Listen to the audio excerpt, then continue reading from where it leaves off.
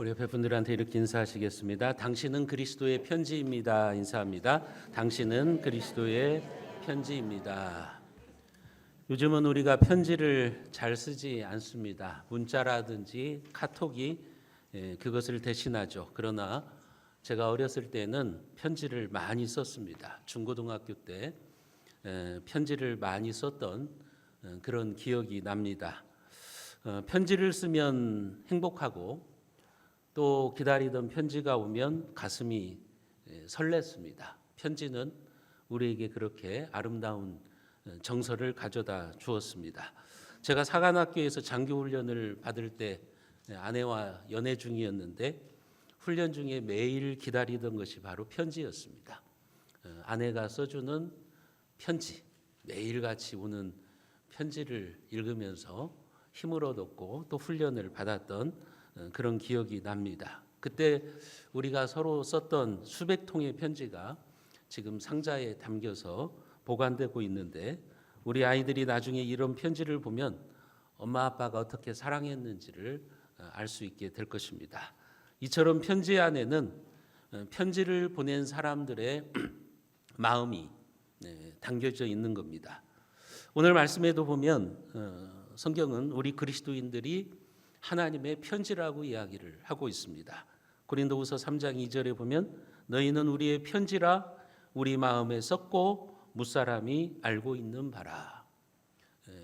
바울은 지금 고린도 교회 성도들을 향해서 너희는 우리의 편지라고 이야기를 하고 있는 겁니다. 마치 제가 여러분들을 보면서 우리 새순교회 성도님들은 저의 편지입니다. 그렇게 말하는 거나 똑같습니다. 이 편지는 펜으로 쓴 편지가 아니죠. 이 편지는 여기에 보면 마음으로 쓴 편지다 그렇게 이야기를 하고 있습니다. 고린도 교회 성도들은 사도 바울의 마음에 쓰여진 편지였습니다.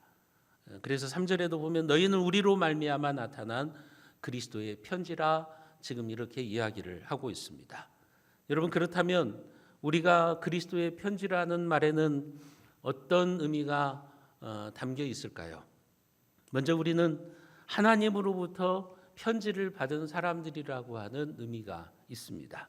하나님은 우리를 사랑하셔서 계속해서 우리에게 사랑의 편지를 보내셨습니다. 하나님이 우리에게 보내시는 사랑의 편지가 무엇인지 아십니까? 바로 성경입니다. 여러분들은 성경을 보면 하나님의 사랑을 발견할 수가 있을 것입니다. 그 편지에는 하나님이 우리를 너무도 사랑하셔서 우리의 생명을 대신해서 죽어주신 예수님을 보내셨다고 하는 내용이 담겨져 있습니다. 그 편지의 내용을 요약하면 이런 거죠. 내가 너희들을 사랑해서 천지를 만들었고 또 너희들이 행복하게 살아가도록 에덴 동산을 만들어 주었다. 행복의 동산을 만들어 주었다. 그러나 너희는 나의 말에 불순종하고 죄를 지어서 멸망의 길로 치달았다. 나는 그런 너희들이 불쌍해서 구원자를 보냈다. 예수 그리스도라고 하는 구원자를 보냈는데 너희들은 그 구원자를 믿지 않고 오히려 십자가에 못 박아 죽였지. 그래도 나는 끝까지 너희를 버릴 수 없어서 성령을 보내고 누구든지 예수를 믿는 자들마다 멸망치 않고 영생을 얻게 했노라. 나는 이처럼 너희들을 사랑한단다. 여러분 이게 성경의 내용이잖아요. 하나님이 세상을 이처럼 사랑하사 독생자를 주셨으니 여러분 그 세상이라고 하는 그곳에 여러분들의 이름을 넣어보세요. 하나님이 아무개를 이처럼 사랑하사 독생자를 주셨으니 하나님이 여러분들을 사랑하셔서 예수님을 주셨다고요. 생명을 주셨다고요. 이거보다 더 큰 사랑이 어디에 있습니까? 여러분 그래서 성경은 우리를 향한 하나님의 러브레터입니다. 하나님이 사랑의 편지를 여러분들에게 쓰시는 거예요. 하나님은 계속해서 우리에게 사랑의 편지를 보내셨고 지금도 사랑의 편지를 보내십니다. 하지만 우리가 그 편지를 읽지 않고 또 듣지 않고 또 믿지 않으면 여러분들은 하나님의 사랑을 알 수도 없고 또 하나님을 사랑할 수도 없는 겁니다. 성경을 읽지 않으면 여러분들은 하나님의 사랑을 알 수가 없는 거예요. 여러분, 하나님을 사랑하십니까? 하나님의 사랑을 느끼고 싶습니까? 그런데 왜 성경을 읽지 않습니까? 여러분, 성경을 가까이 하십시오. 하나님이 보내신 사랑의 편지를 매일 읽으십시오. 제가 사관학교에서 아내가 보낸 편지를 받으면 그것을 읽고 또 읽어요. 한 번만 읽는 게 아니라고요. 계속해서 그 편지를 읽어서 저의 마음속에 담가두었어요. 여러분들이 그렇게 성경을 보셔야 되는 거예요. 여러분들이 정말 하나님을 사랑한다면 매일같이 성경을 읽으시고 그 사랑의 편지를 보내신 하나님의 마음을 여러분들이 읽으셔야 되는 겁니다. 그 사랑으로, 그 하나님의 사랑이 여러분들의 마음에 가득 채워지면서 믿음으로 살아가시는 여러분들이 되시기를 주님의 이름으로 부탁합니다. 또한 우리가 그리스도의 편지라는 말은 이제 우리는 세상에 보내진 하나님의 편지라는 의미예요. 다시 말해서 우리는 하나님의 추천장을 받은 사람들이라고 하는 말입니다.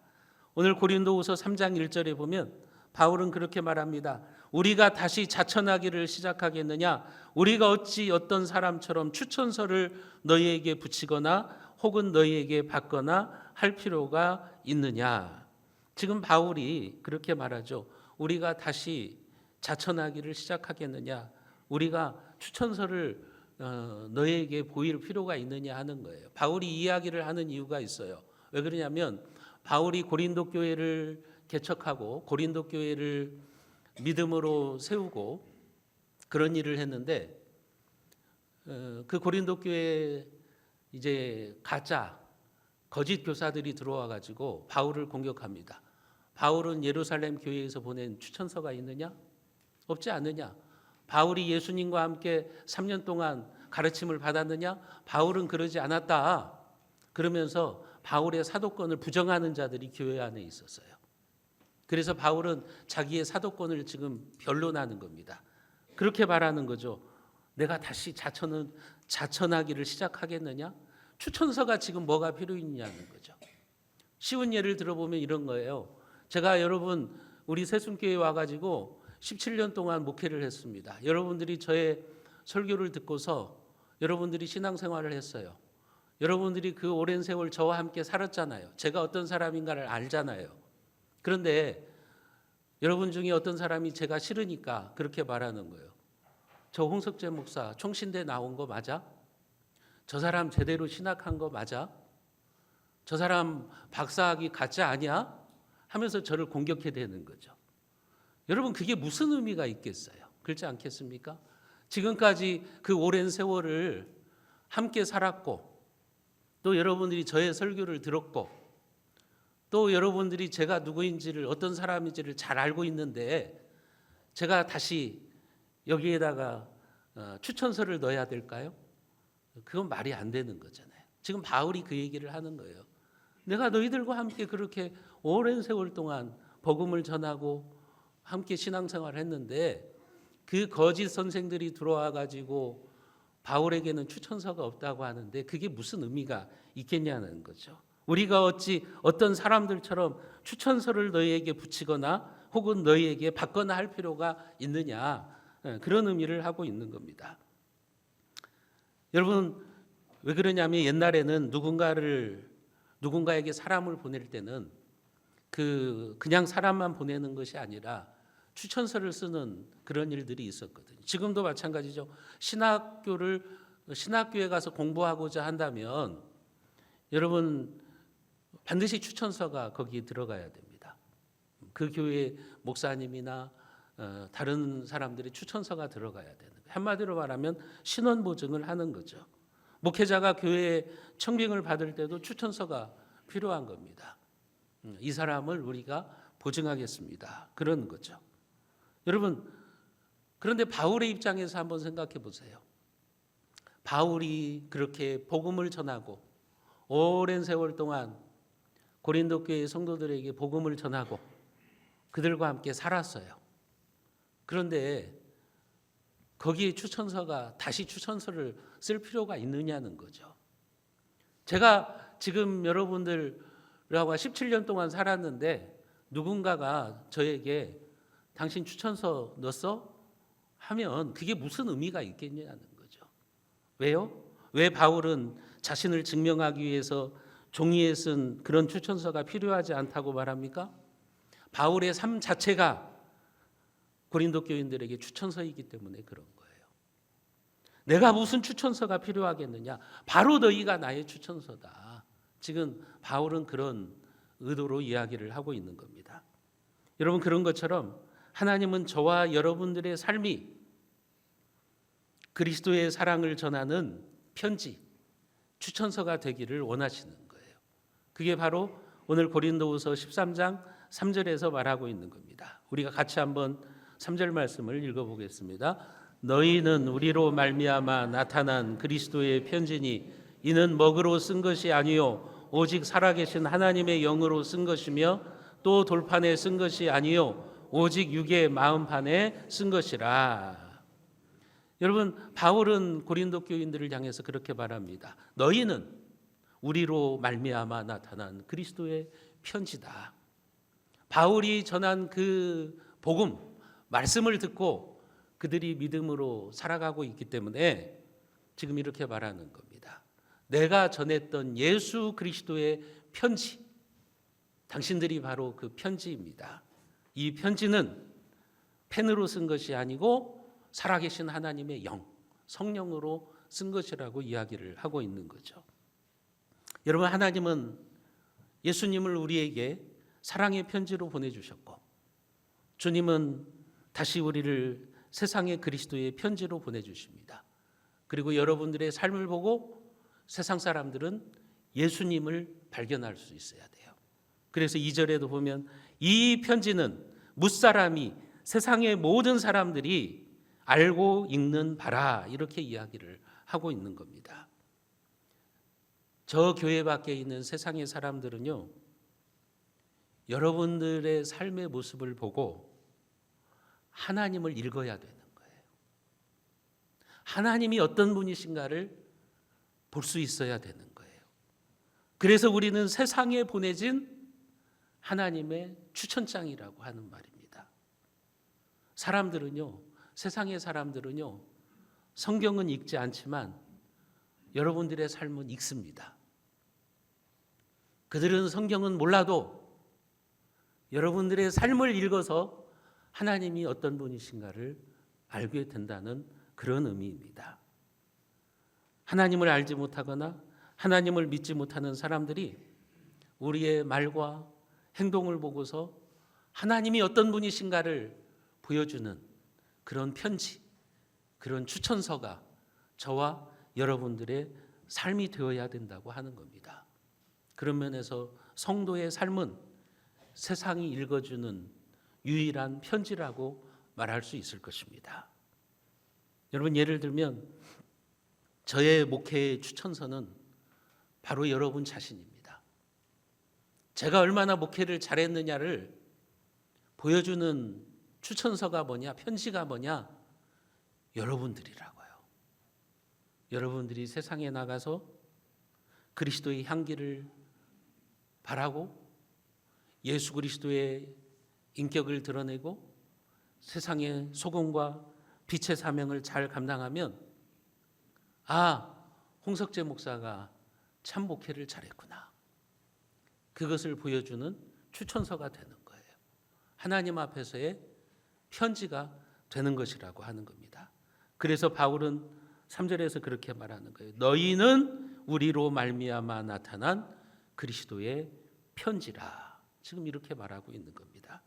사랑하는 성도 여러분, 여러분들은 이 시대에 그리스도의 편지가 되어야 됩니다. 여러분들의 삶을 보고 그리스도를 읽어야 되는 겁니다. 여러분들이 실패한 이들에게는 희망을 약속하는 그리스도의 편지가 되어야 됩니다. 절망한 자들에게는 소망의 편지로 여러분들이 다가설 수 있어야 되는 겁니다. 여러분 모두가 세상에서 우리 주 예수 그리스도를 드러내는 그렇게 아름다운 편지, 살아있는 편지가 되시기를 주님의 이름으로 축복합니다. 여러분, 그렇다면 그리스도의 편지로 우리가 살아가는 신앙생활은 어떤 것일까요? 먼저는 그리스도의 편지로 사는 우리의 신앙생활은 복음을 전하는 겁니다. 편지는 소식을 전하는 거잖아요. 편지 안에는 상대방이 알려주고 싶은 내용이 들어있는 거예요. 편지를 읽어보면 우리는 그 상대방이 어떤 마음을 가지고 있는지를 알 수가 있는 거예요. 그런 것처럼 여러분들도 우리 주 예수 그리스도로 말미암는 구원의 기쁜 소식을 세상에 전하는 사람이 되셔야 돼요. 복음을 전하는 그런 삶을 살아가셔야 되는 거예요. 복음이라는 말이 무슨 말입니까? 복복자 소리 음자잖아요. 복된 소식이라는 말이에요. 영어로 말하면 good news예요. good news. 왜 복음이 good news입니까? 지옥으로 멸망길로 달려가던 그들이 생명을 얻고 하나님의 백성이 되고 영원한 생명을 얻는다고 하는 복된 소식이잖아요. 그 복된 소식을, 복음을 여러분들이 전하셔야 돼요. 그게 바로 여러분들이 그리스도의 편지로 살아가는 삶인 겁니다. 미국의 알렌 교수라고 하는 분은 오늘날 미국 성도들의 신앙생활을 이렇게 정리했어요. 35%는 가정에서 성경 읽는 일도 없고 60%는 기독교 서적을 전혀 읽지 않는다. 여러분들은 일주일에 성경을 얼마나 읽으십니까? 여러분들은 경건서적을 얼마나 읽으십니까? 미국 교인들은 그런다는 거예요. 35%는 일주일 동안 가정에서 성경 한 장도 읽지 않는다는 거예요. 그리고 60%는 기독교 서적을 한 권도 읽지 않는다는 거예요. 그리고 40%는 11조를 드리지 않습니다. 75%는 교회에서 봉사하고 있지 않습니다. 85%는 전도를 한 명도 못했습니다. 그런데도 교인들 100%가 천국에 가기를 원하고 있다는 사실입니다. 이렇게 써놨어요. 여러분, 75%는 교회에서 봉사를 안 해요. 교회만 왔다 갔다 하는 거예요. 85%는 복음을 전하지 않아요. 전도를 한 명도 못했어요. 그런데도 천국 가기를 원한다는 거죠. 여러분들은 이런 성도들이 되지 않기를 바랍니다. 평생 복음을 전하지 못하고 한 명도 전도하지 못하는 그런 성도들이 되지 않기를 바랍니다. 여러분들이 암에 걸렸어요. 의사를 잘 만나서 죽을 생명이 살아났어요. 그러면 다른 사람들한테 그 의사에 대해서 좋게 말할 것 아닙니까? 내 생명을 살려준 은인이라고 그렇게 여러분들이 막 입을 열어서 알려줄 것 아닙니까? 우리의 생명, 우리의 영혼을 구원해 주신 예수 그리스도. 그분을 여러분들 왜 전하지 않습니까? 왜 여러분들이 그 복음을 전하지 않고 전도하지 않습니까? 여러분, 하나님이 우리를 그리스도의 편지로 살게 하신 목적은 바로 그리스도의 복음을 전하라고 하는 의미인 겁니다. 여러분, 오늘 왜 우리가 이렇게 예수를 믿고 예배드리는 삶을 살 수 있는 겁니까? 140여 년 전 어두움의 땅, 이 땅에 언더우드와 아펜젤라 선교사를 비롯한 선교사들이 이 땅에 그리스도의 편지로 찾아왔습니다. 우리는 그 그리스도의 편지를 읽고서 생명의 길이 무엇인가를 알았잖아요. 어떻게 하는 것이 영원한 생명을 누리는 것인가를 우리는 읽었지 않습니까? 얼마나 감사한 일입니까? 그렇다면 이제 우리도 누군가에게는 그 구원의 편지가 되어야 되는 거죠. 내 옆에 있는 누군가에게 여러분들이 복음을 전해야 되는 거죠. 그런데 우리의 삶은 백지 편지가 되어 있습니다. 여러분들의 삶이 백지 편지가 되어서는 안 됩니다. 여러분들을 통해서 세상 사람들이 복음의 기쁜 소식을 읽을 수 있어야 되는 거예요. 여러분들이 그렇게 사랑의 복음을 들고 하나님을 알지 못하는 자들에게 찾아가는 살아있는 편지로 살아가시기를 바랍니다. 예수 그리스도의 복음, 하나님의 나라를 증거하는 2026년 한 해를 살아가시기를 주님의 이름으로 부탁합니다. 두 번째로 우리가 그리스도의 편지로 사는 신앙생활은 하나님의 사랑을 보여주는 거예요. 하나님이 우리에게 사랑의 러브레터를 보내주셨고 우리는 그 사랑을 받았어요.